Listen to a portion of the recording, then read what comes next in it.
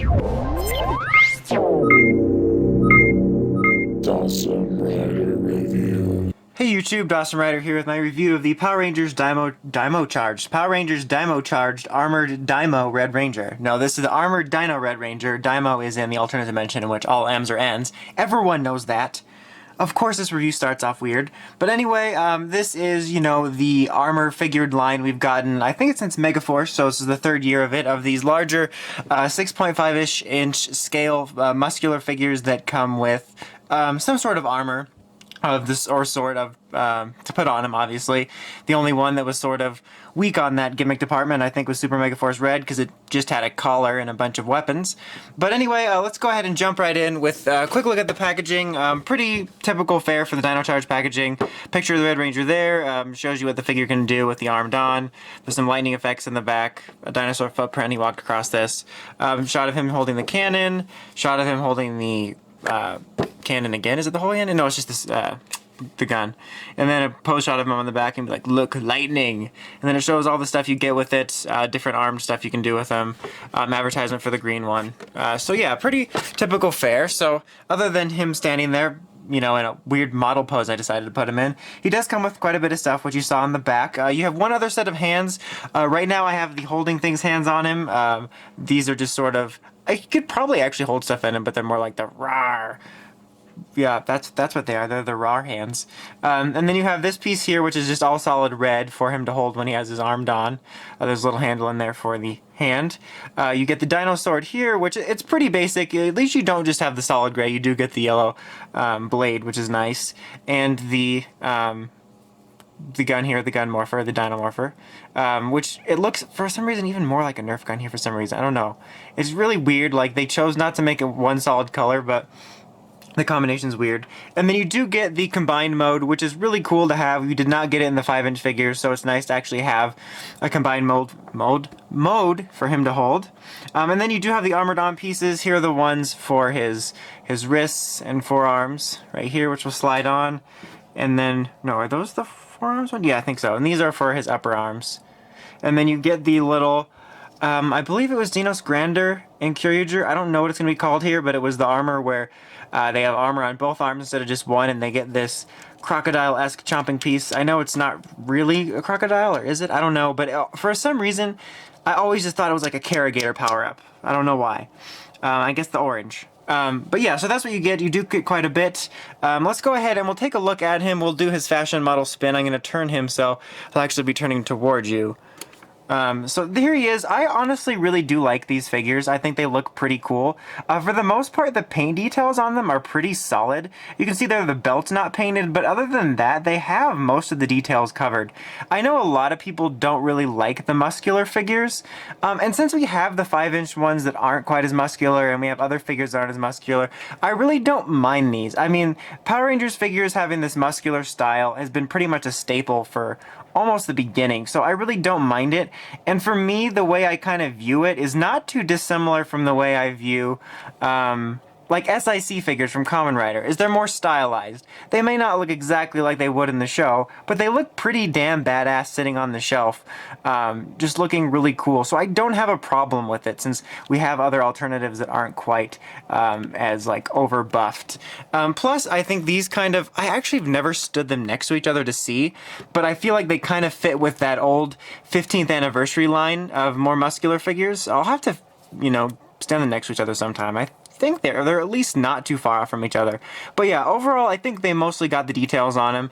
This seems a little flat, not his chest, but the paint here. But other than that, I think it's pretty solidly detailed. I don't really have too many proportion issues with it. Like Super Megaforce Red, I know his helmet seemed too small for his body. But other than that, I think it's pretty solid. I mean, articulation-wise, these are probably the best of the core PR line. You have a nice ball joint here on a nice hinge. You get some great range of movement there. Swiveling, single elbow joint, swiveling at the wrist. You get a nice ball joint here, some good swiveling. Your single knee joint. You get swiveling here at the leg, and then you have a little hinge joint on his foot. You can swivel at his chest and waist. His head can move up and down slightly, and you can move it around 360. Like, it's probably the most well articulated, which I think is another really good plus to it. So to put the armor on, I'm essentially going to get it started I will probably go off screen to show it because this honestly is probably my biggest complaint about the figure, is how much of a pain it is to get the arms on. Now it could just be me. In the past I've sort of had it on and off with certain ones where you had to remove the arms. Some of them are easy, some of them were not. This is a case where it's a pain. It looks really cool once you get it on, but it's obnoxious. So I guess I'll start with this one because for whatever reason this side's easier. So right with where the cuff is, you're going to want to pull the whole arm off. Let's see if we can do it on camera. Yank off, you jerk. There we go. We got it, guys. We did it. I'm probably going to cut away to put it back on.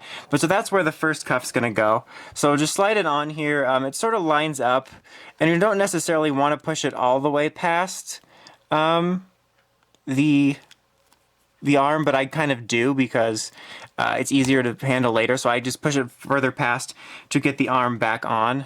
Because otherwise it tends to slide down and then interfere with me putting his arm back on. So there we go. That actually went a lot easier than I thought it would. And then you can kind of move it back down a little bit. I just like to push it past so that I don't have to deal with it quite as much. And you're going to want to get the elbow joint relined up so that it's going the right way. It tends to get twisted. But yeah, it can be a pain. Like I said, for whatever reason, I don't know why. I guess it just happens with molds. This side here is a lot easier to deal with than this side for some reason. And then to put the other one on, just pull the little hand off, which is a lot easier, and slide this over. There you go.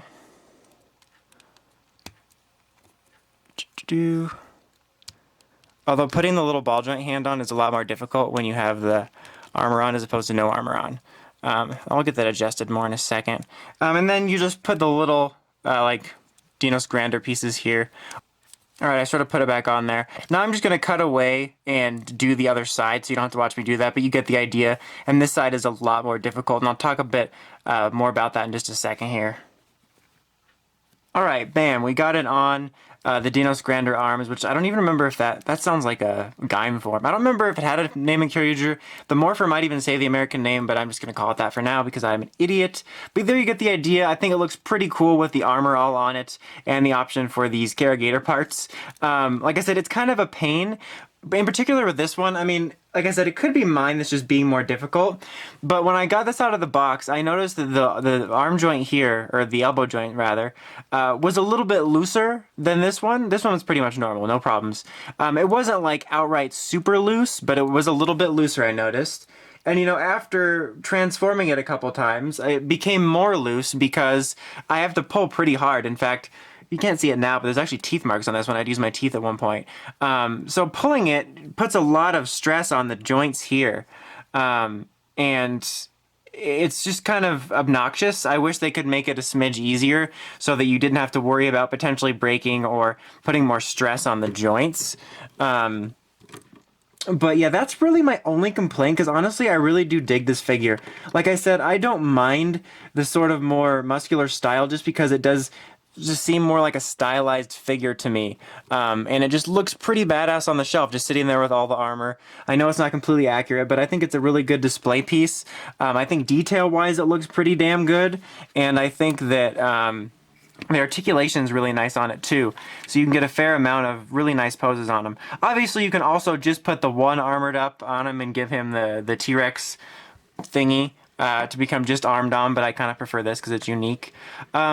It'd be kind of neat if they gave him like unique modes to the toys for each ranger, so we didn't have all of the same sort of Dino's Grander mode, but I don't think they'll do that. But overall, yeah, I really do like this figure quite a bit.